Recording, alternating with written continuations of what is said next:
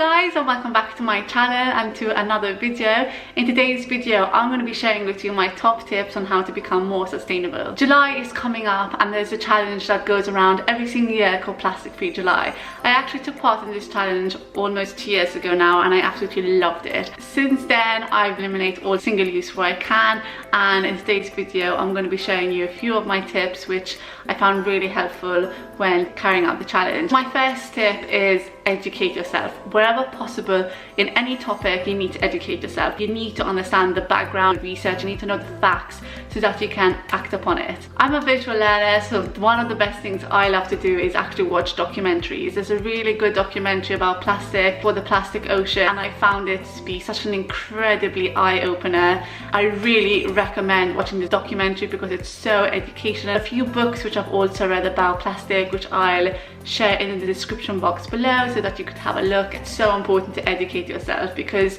there's so many items and products which actually has plastic in them which you wouldn't know about. For example, toothpaste, believe it or not, has plastic in the actual toothpaste, not the tube, the toothpaste. I had no idea until I read about it and I just thought it was absolutely nuts. My second tip is always be prepared. Whenever you go to the supermarket, whenever you're going out for the day, always make sure that you have Tupperware, reusable coffee cups, cutlery, bags, anything. Just load up your car with all of this stuff and just make sure that your car always has them, or your backpack if you don't drive. Wherever I was going, I always had these items in my car, so if I wanted to go to the market, I'd have my own bag. I'd also have my own jars to fill up my food, which was like over-the-counter items or just to refill my grains or my nuts, etc. And I also made sure that I always had my water bottle with me at all times so that I could refill it wherever possible. An easy single-use plastic swap that I incorporated into my lifestyle is my bamboo toothbrush.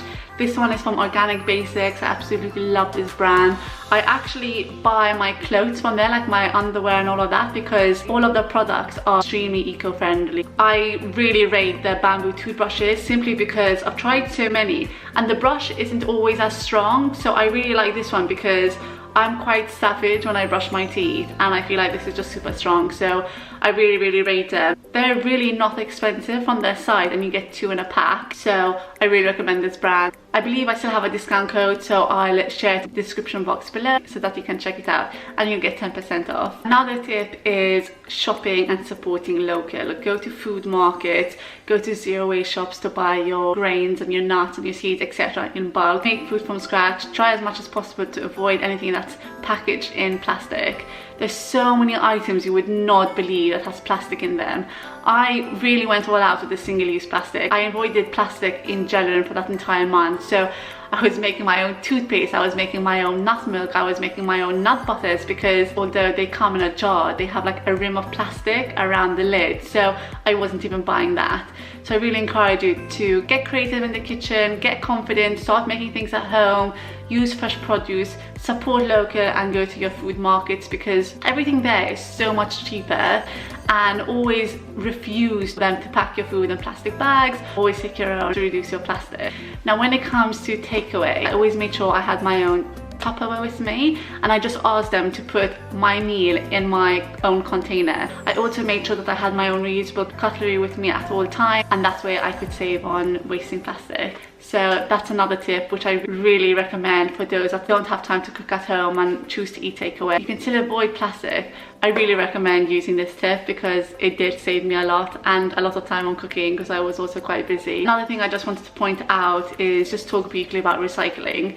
Unfortunately, only 10% of the plastic gets recycled worldwide. That is nothing for the amount of plastic that we use on a daily basis. Not every single piece of plastic gets recycled, and so many people make this mistake because they just see plastic and they put it in the recycling, which is wrong because there's many times that piece of plastic can't actually be recycled, and therefore things that can be recycled has to have this sign.